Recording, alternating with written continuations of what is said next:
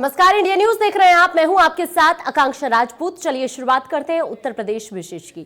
Corona के खिलाफ सबसे सफल और सबसे बड़ी जंग लड़ रहे CM Yogi Adityanath corona kit खरीद घोटाले मामले को लेकर बेहद गंभीर और सख्त नजर आ रहे हैं। सीएम योगी ने सख्ती दिखाते हुए इस मामले में एएससी राजस्व रेणुका कुमार के नेतृत्व में एसआईटी की टीम गठित कर दी है। 10 दिन में सीएम को इस मामले की जांच कर रिपोर्ट भी सौंपेगी। तो वहीं दूसरी तरफ सीएम योगी आदित्यनाथ ने भ्रष्टाचार के खिलाफ नो टॉलरेंस की नीति पर काम करते हुए बड़ा एक्शन लिया है, जिसे नौकरशाही में हड़कंप मच गया है। दरअसल भ्रष्टाचार के आरोप झेल रहे प्रयागराज और महोबा के पुलिस कप्तानों को सस्पेंड कर दिया गया और अब उनके खिलाफ विजिलेंस की जांच के आदेश दे दिए गए हैं। दरअसल दोनों ही कप्तानों पर रिश्वतखोरी के आरोप लगे थे, जिसके बाद ये कार्रवाई की गई।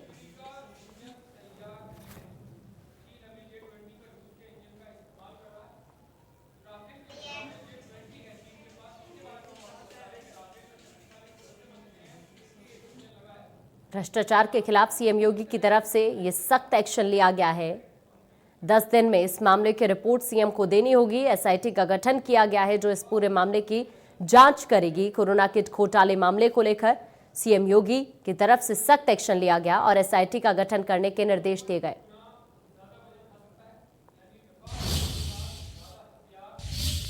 अखिलेश सरकार में कैबिनेट मंत्री रही गायत्री प्रजापति की मुश्किलें कम होने का नाम नहीं ले रही हैं। दुष्कर्म मामले में हाल ही में जेल से जमानत पर रिहा हुए प्रजापति के खिलाफ धोखाधड़ी, जालसाजी, जान से मारने की धमकी की धाराओं में एफआईआर दर्ज हुई है। चित्रकूट की रेप पीड़िता को भी मामले में आरोपी बनाया गया। ये एफआईआर रेप पीड़िता के वकील दिनेश चंद्र त्रिपाठी की ओर से दर्ज करवाई गई है। इसमें धोखाधड़ी, जालसाजी के पुख्ता सबूत पुलिस को दिए गए हैं। वादी का कहना है कि मामले को दफा करने के लिए रेप पीड़िता और आरोपी के बीच करोड़ों रुपए का लेन देन भी हुआ है। वकील का आरोप है कि मामले में गायत्री प्रजापति ने पीड़िता को करोड़ों की संपत्ति ट्रांसफर की है, जिसके पुख्ता प्रमाण पुलिस को सौंपे गए हैं। यह मामला उस वक्त पलट गया जब रेप पीड़िता ने कोर्ट में गायत्री प्रजापति के पक्ष में बयान दिए और गवाह राम सिंह के खिलाफ रेप की एफआईआर दर्ज करवा दी, जिसके बाद 5 सितंबर को पुलिस ने राम सिंह को गिरफ्तार कर लिया। इतना ही नहीं, राम सिंह को गिरफ्तार करने में 2 इंस्पेक्टर सत्यप्रकाश सिंह गोतामपल्ली और क्राइम ब्रांच के इंस्पेक्टर अजीत सिंह को सस्पेंड भी किया गया है। राम सिंह की गिरफ्तारी में दोनों इंस्पेक्टर की भूमिका संदिग्ध मिली थी।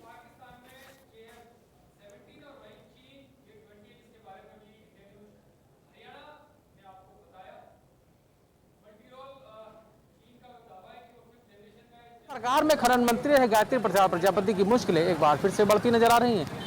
लखनऊ के गाजीपुर थाने में वकील की शिकायत पर गायत्री प्रजापति, उन पर दुष्कर्म का आरोप लगाने वाली महिला और उसकी बेटी पर जालसाजी, धोखाधड़ी और धमकी देने का आरोप लगाते हुए एफआईआर दर्ज कराई गई है। आरोप है गायत्री प्रजापति ने करोड़ों की संपत्ति बिना किसी लेन देन के उसी दुष्कर्म का आरोप लगाने वाली महिला के नाम कर दी। वकील की शिकायत पर लखनऊ की गाजीपुर पुलिस ने मामला दर्ज कर लिया गया है। वही बताया जा रहा है कि गायत्री को जमानत मिलने के दूसरे ही दिन राम सिंह राजपूत को क्राइम ब्रांच और गौतमपल्ली पुलिस ने जेल भेज दिया गया, बिना अपने उच्च अधिकारियों को जानकारी दिए हुए। इस मामले में दोनों ही इंस्पेक्टरों को निलंबित कर दिया गया है और इस मामले की जांच की जा रही है। समाजवादी पार्टी सरकार में खनन मंत्री रहे गायत्री प्रजापति पर दुष्कर्म का आरोप लगाने वाली महिला की एक और रेप की शिकायत पर लखनऊ की गौतमपल्ली पुलिस और क्राइम ब्रांच की टीम ने हमीरपुर से राम सिंह राजपूत को गिरफ्तार कर उसे जेल भेज दिया गया। इस मामले में अधिकारियों को इस मामले की जानकारी न देने का कहीं ना कहीं मामला उठा। इसके बाद लखनऊ पुलिस कमिश्नर ने इस मामले में एसएचओ क्राइम ब्रांच और एसएचओ गौतमपल्ली को सस्पेंड कर दिया गया। कहीं ना कहीं अधिकारियों को इस मामले की जानकारी न देने और उसके अलावा इस मामले में पर्याप्त सबूत न होने के बाद उनकी गिरफ्तारी की, क्योंकि अपने आप सवाल उठाते हैं। इसको लेकर ही कहीं ना कहीं दोनों पर ही कार्रवाई हुई है। Ravi Kumar, India news, Lucknow. राम जन्मभूमि तीर्थ क्षेत्र ट्रस्ट के खाते से क्लोन चेक के माध्यम से लाखों रुपए निकाले जाने का खुलासा हुआ है। इसकी जानकारी ट्रस्ट को तब मिली जब ये कोशिश तीसरी बार रकम निकालने के लिए की गई। इस बारे में जानकारी मिलते ही ट्रस्ट की ओर से अयोध्या कोतवाली में मुकदमा दर्ज करा दिया गया है। श्री राम जन्मभूमि तीर्थ क्षेत्र ट्रस्ट के क्लोन चेक के माध्यम से लखनऊ के एक बैंक से 1 सितंबर को 2.5 लाख और उसके 2 दिन बाद 3.5 लाख रुपए निकाल लिए गए, जब 9,86,000 का तीसरा चेक लखनऊ के ही बैंक ऑफ बड़ौदा में लगाया गया तो वेरिफिकेशन के लिए ट्रस्ट को लखनऊ से बैंक का कॉल आया। ट्रस्ट के पदाधिकारियों ने इस तरह के किसी भी भुगतान की जानकारी से इनकार कर दिया। बाद में ट्रस्ट के महासचिव चंपत राय ने जब अपना खाता खंगाला तो 6 लाख रुपए निकाले जाने की जानकारी सामने आई।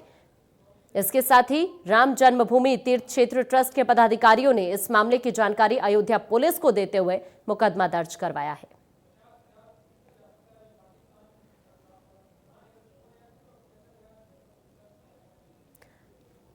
अयोध्या के सीओ राजेश राय का कहना है कि राम जन्मभूमि तीर्थ क्षेत्र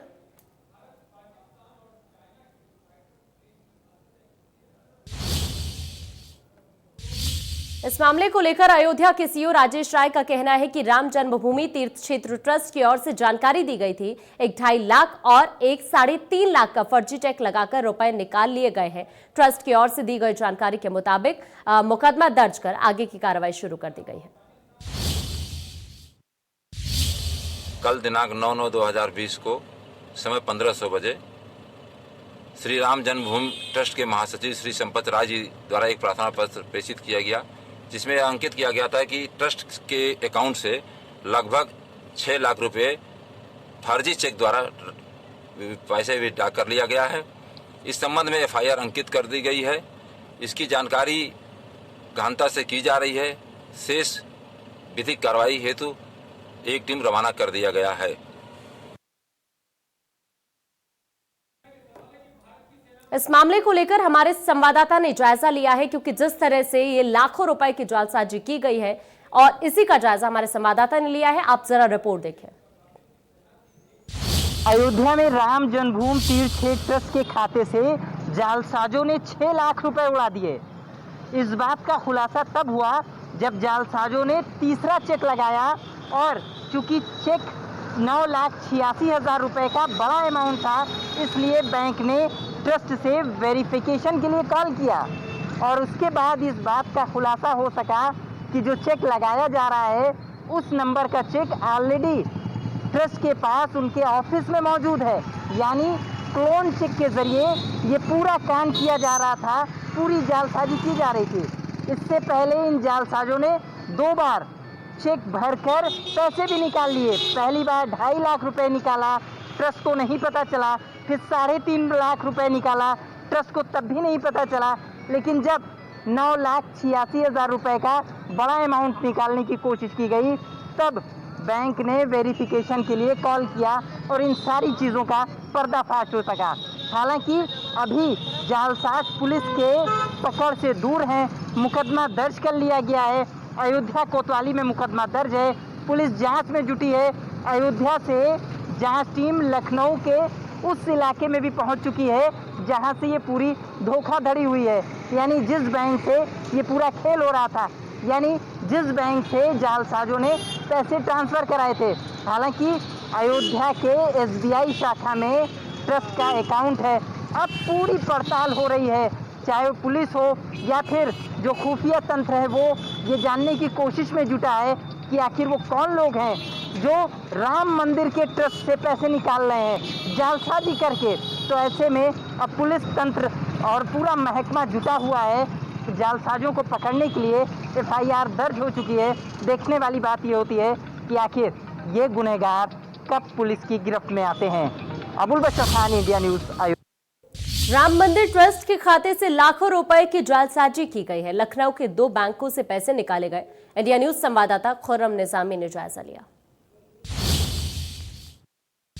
इसकी उड़ चुकी हवाइयाँ, क्योंकि राम मंदिर ट्रस्ट के अकाउंट से हो गया है पैसा चोरी। जी हाँ, अकाउंट से हो गया पैसा चोरी, वो भी चेक क्लोन के जरिए।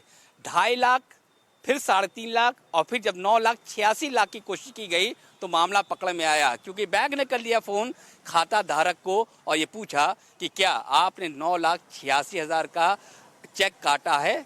तो उन्होंने कहा नहीं, ये चेक तो हमारे पास है लेकिन ऐसा कोई चेक काटा नहीं है। उसके बाद हुआ खुलासा कि राम मंदिर ट्रस्ट के अकाउंट में लग गई है सेंध चेक क्लोनिंग के जरिए। अब मामला ने पकड़ लिया है तूल कि आखिर किस तरीके की है हमारी बैंकिंग सिस्टम।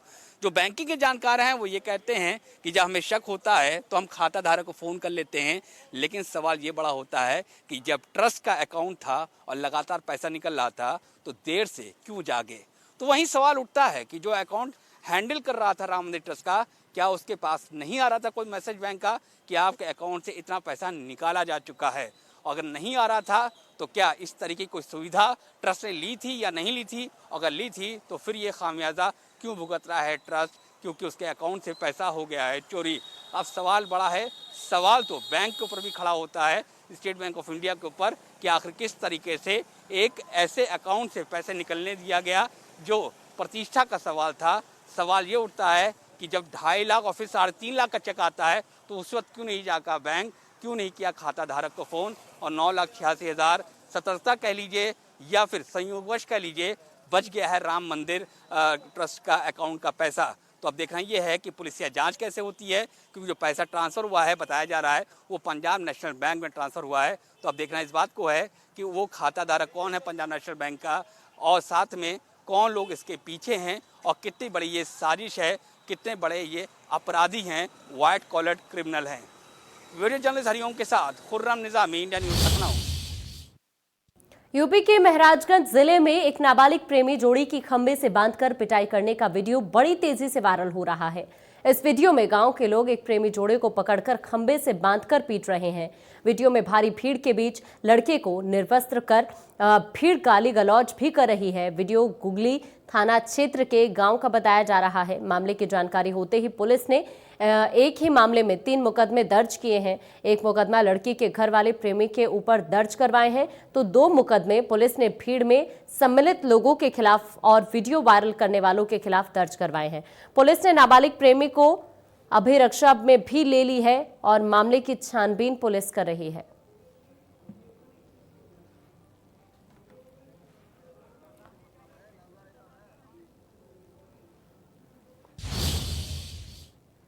उधर ताज नगरी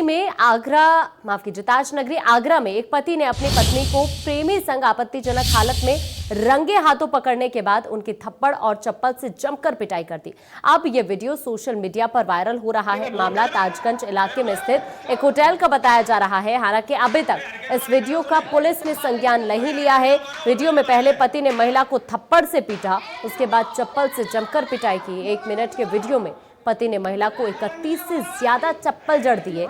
इसी बीच महिला उसे बार बार रोकने और अपनी बात कहने का मौका देने की मिन्नत करती रही, लेकिन पति इतना आक्रोशित था कि वो नहीं रुका और चप्पलों की बरसात कर दी। ये वीडियो भी हम आपको दिखा रहे हैं। ये वही वीडियो है जिसमें आप देख सकते हैं कि ये किस तरह से शख्स अपनी पत्नी की पिटाई कर रहा है।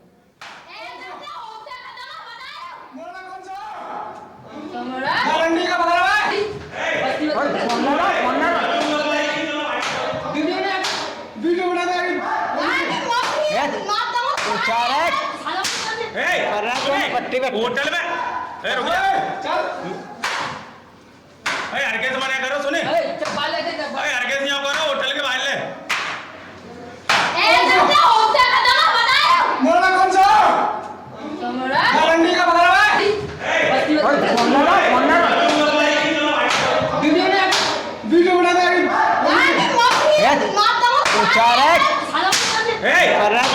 बना होटल में रुक जा, हरकेस मना करो, सुने हरकेस नहीं करो, होटल के बाहर ले। उधर पश्चिमी उत्तर प्रदेश के मेरठ और बागपत जिले में पिछले 24 घंटे में 7 लोगों की शराब पीने से मौत हो गई, जबकि एक व्यक्ति की हालत गंभीर है और उसका इलाज चल रहा है। ग्रामीणों का आरोप है कि सभी की मौत जहरीली शराब पीने की वजह से हुई है।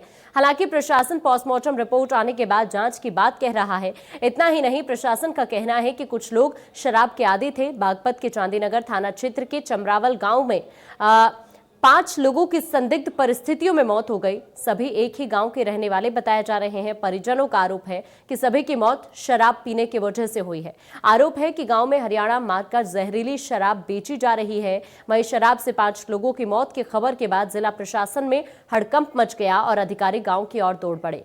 डीएम ने एडीएम और एएसपी के नेतृत्व में जांच टीम गठित कर दी है। वहीं मेरठ में जहरीली शराब के कारण 2 लोगों की मौत हो गई, जबकि एक शख्स गंभीर हालत में अस्पताल में भर्ती है। घटना जानी थाना इलाके के मीरपुर जखेड़ा गांव की बताई जा रही है। 2 तस्वीरें हम आपको दिखा रहे हैं, एक बागपत से है और एक मेरठ की तस्वीर है। दोनों ही जगह जहरीली शराब के कारण कुछ लोगों की जान चली गई। उधर सुल्तानपुर में क्राइम ब्रांच और स्थानीय पुलिस को बड़ी सफलता मिली है। पुलिस ने 25-25 हजार के 2 इनामी लुटेरों को गिरफ्तार कर लिया है। इसके साथ ही उनके पास से पुलिस ने लूट का करीब 1.5 लाख रुपए, 2 अवैध असलाह, 2 कारतूस और लूट में प्रयुक्त बाइक भी बरामद कर ली है। दरअसल ये मामला बीते दिनों नगर के पयागेपुर स्थित गणपत साहेब पीजी कॉलेज के सामने बाइक सवार 2 बदमाशों ने यूजिनिक्स मेडी फ्रेंचाइजी कंपनी के मैनेजर से 3,67,000 रुपए उस समय लूट लिए थे जब वो बैंक में पैसा जमा कराने के लिए जा रहा था। पुलिस इस मामले में आरोपियों की तलाश में जुटी हुई थी, जिसमें 2 लोगों की अभी गिरफ्तारी हो चुकी है।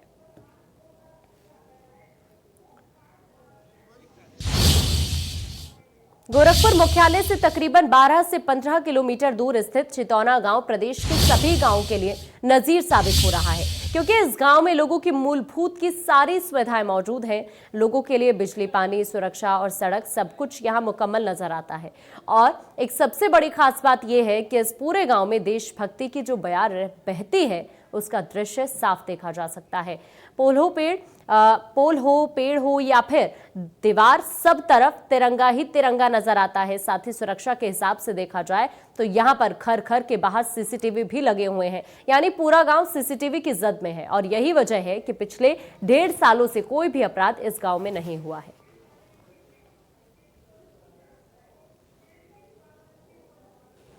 प्रदेश का पहला ऐसा गांव जहां सीसीटीवी कैमरे के जद में पूरा गांव है।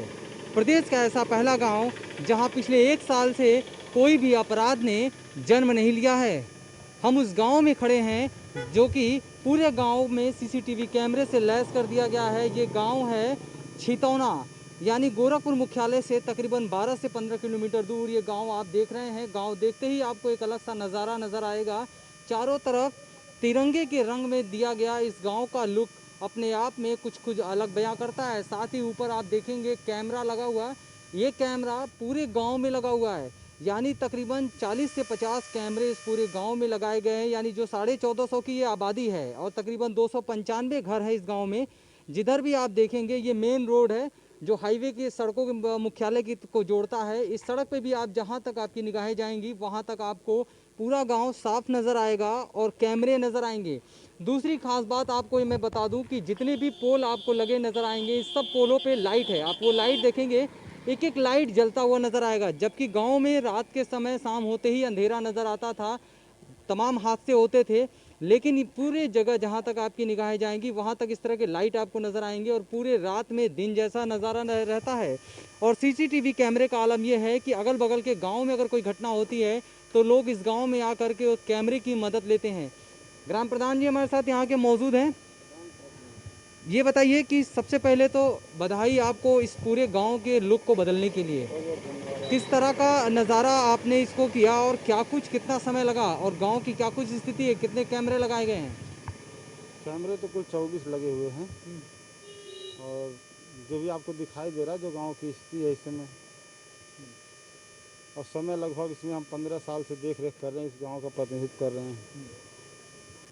अच्छा, गाँव जो है ग्राम प्रतिनिधि हैं आप, ये बताइए कि जो कैमरे लगे हैं उसकी बाकायदे मॉनिटरिंग भी होती है, या ये बताइए कि कभी इस तरह की घटना कोई ऐसी हुई है या कितना वक्त हो गया इस घटना यहाँ गांव में कोई घटना घटे?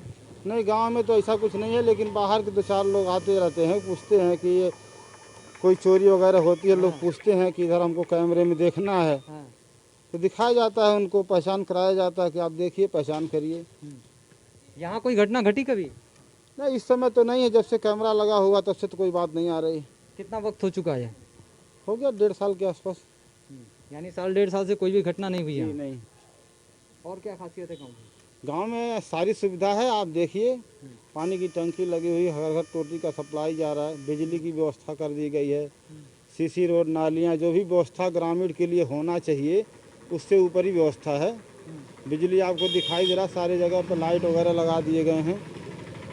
और जो ग्रामीण में सुविधा होना चाहिए उससे ज़्यादा ही सुविधा हो चुका है और आगे भी और होना है। अगले महीने तक और भी सुविधाएं हो जाएंगी गांव में, क्योंकि हमारे गांव में फव्वारा भी लगने जा रहा है और एम्बुलेंस की व्यवस्था हो रही है ग्रामीण से ही। ग्रामीण में कोई अगर बीमार पड़ता है तो उसको एम्बुलेंस लेके जाएगी, हॉस्पिटल तक छोड़ाएगी। बहुत बढ़िया आपने इस गांव का लुक बदला है।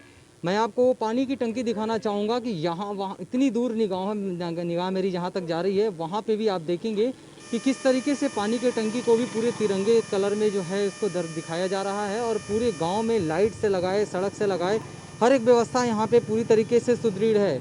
आप गाँव के ही हैं, क्या लग रहा है कि इस तरह का और भी कहीं गांव है आपकी नज़र में प्रदेश में जो नज़र आ रहा है? गांव हम देखे नहीं, हमारे रात को कितना अच्छा लगता है, कहीं भी लड़के बच्चे को कोई डर नहीं। पूरी लाइट हमारे गांव में, दोनों गांव में लाइट है, कैमरा है, आराम से हम लोग रहते हैं।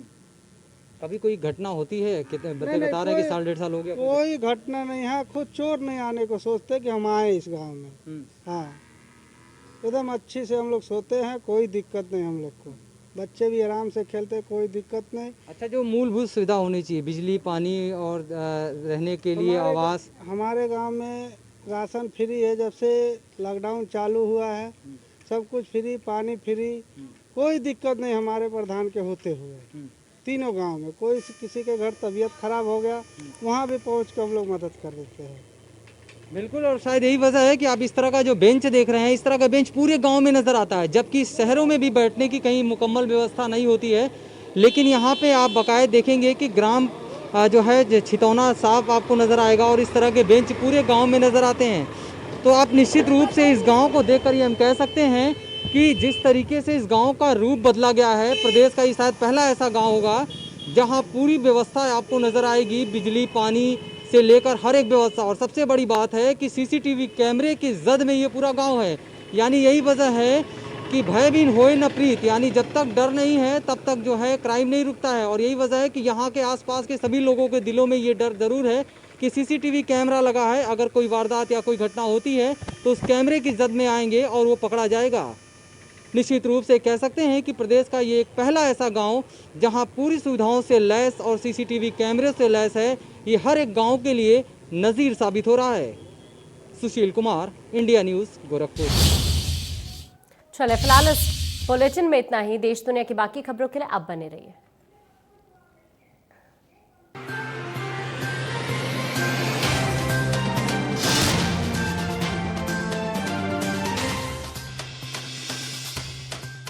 मेरा ब्यूटी फिल्टर है